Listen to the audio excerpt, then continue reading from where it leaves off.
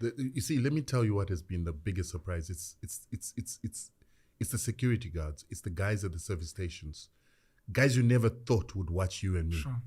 They're the guys that step up and say, my brother, you've taught me so much. Yeah. Then you get executives. People who you think would be proud to come and say it to you. They come. It's shocking, bruh. When I go to the airports, the guys that are packing the bags, the guys that are putting those plastic around bags, Sure. it's overwhelming. But it gives me a sense of responsibility because I wanted to stop talking on social media. But when you get these guys stepping up to you and saying, I've learned so much, I'm beginning to read a lot more, and I would like to continue to do that. Please don't stop what you're doing.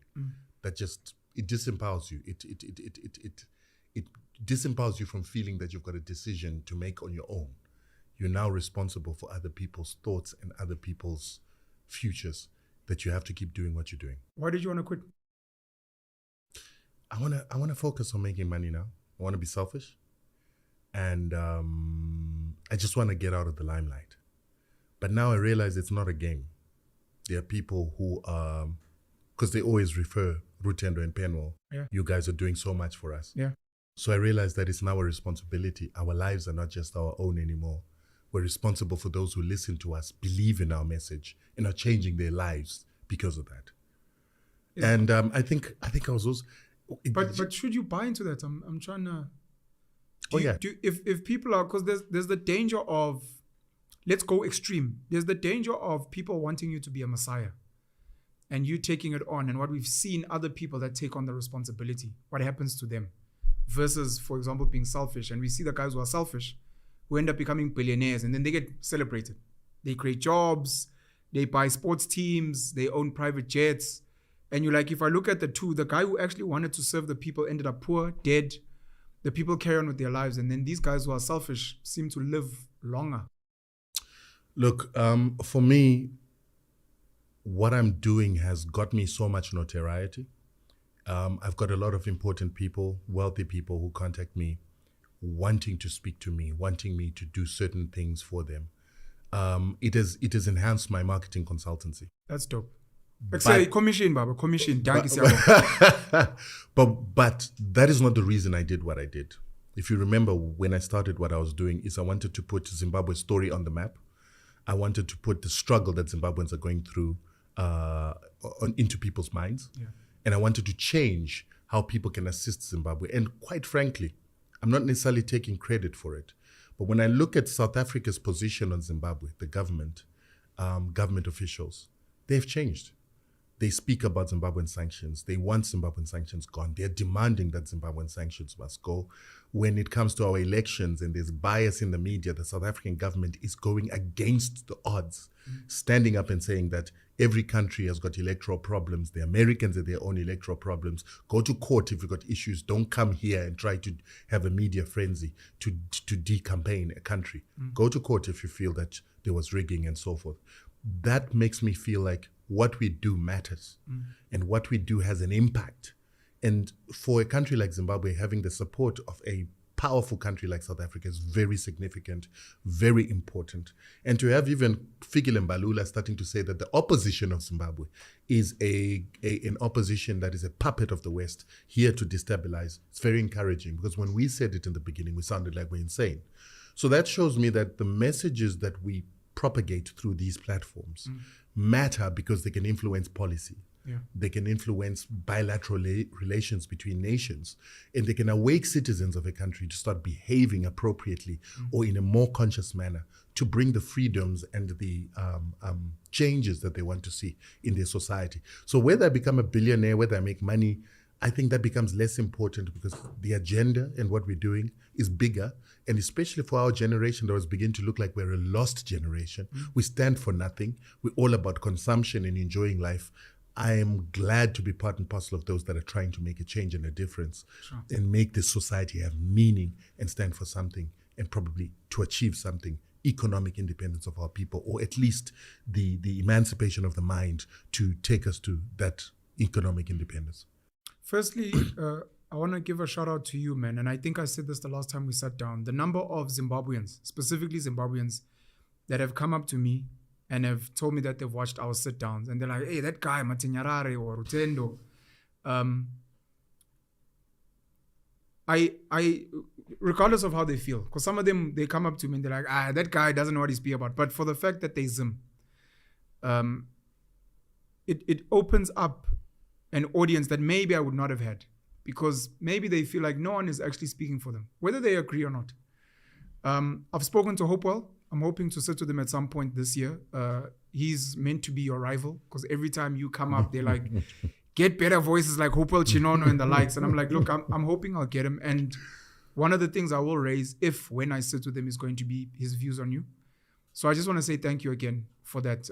Not that I was trying to, but it's nice to know that there are people outside of South Africa that also consume what I do, even outside of our conversations. And it's because of your education and your presence.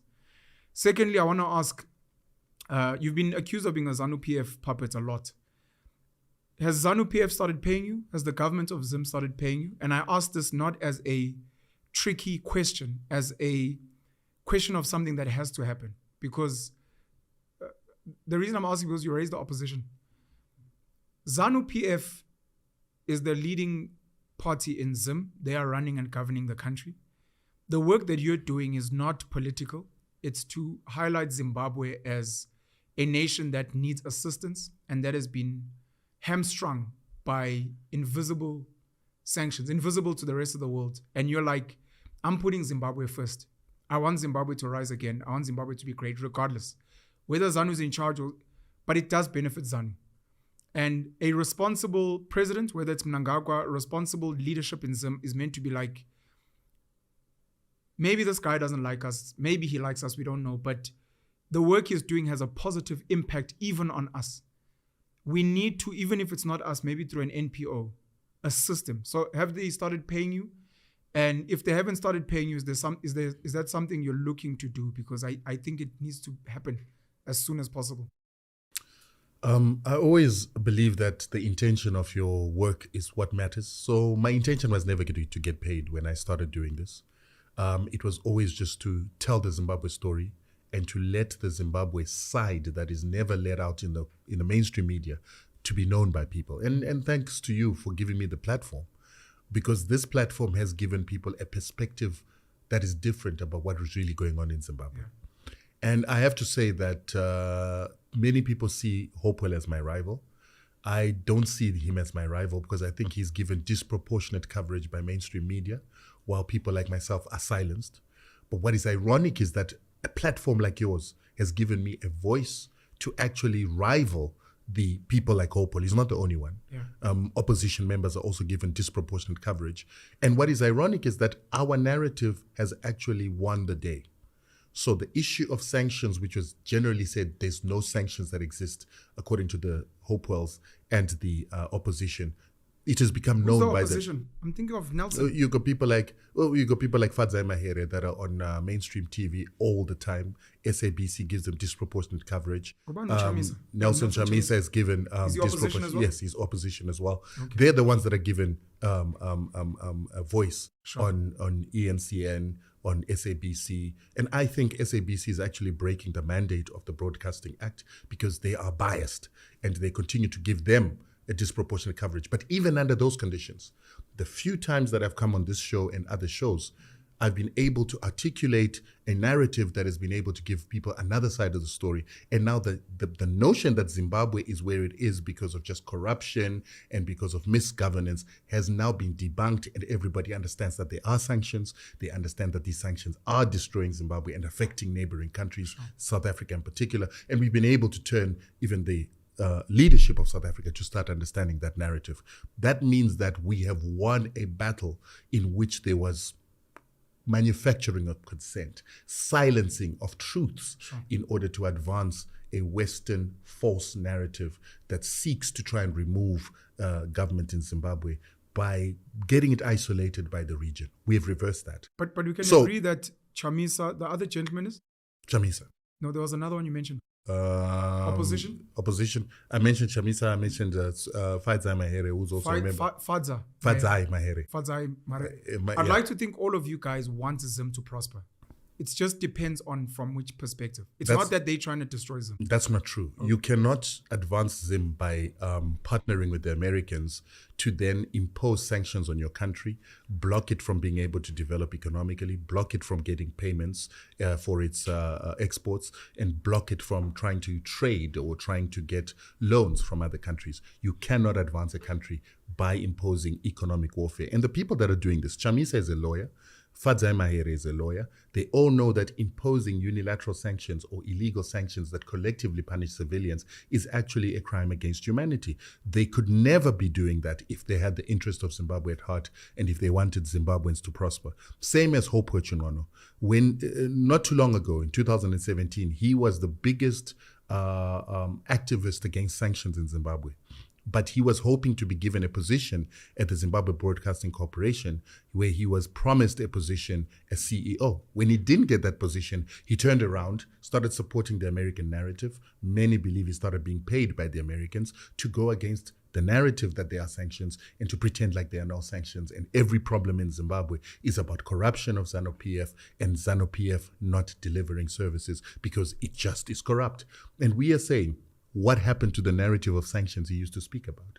How did he used to tell people that sanctions in Zimbabwe are wrong and they are affecting the lives of the common person? And then all of a sudden he changes the moment he doesn't get a position as CEO, which brings me to the question you asked. Do I get paid by ZANU-PF? No. And even if they don't pay me for the next 20 years, I would still continue to do what I'm doing because I did not start doing this because I want to get paid. However, having said that, there are many people who are ZANU-PF, some are non-partisan, business people that have begun to help us in our struggle. Okay. So the legal battle that we're having in South Africa, it requires a lot of resources, a lot of financial resources. Yes, my company has been sponsoring a lot of that, but we've also then begun to have a lot of Zimbabweans who've become part and parcel of supporting our struggle directly or indirectly by giving us business, marketing, image So that you have consultancy. resources. So that we That's have, dope. yes, absolutely.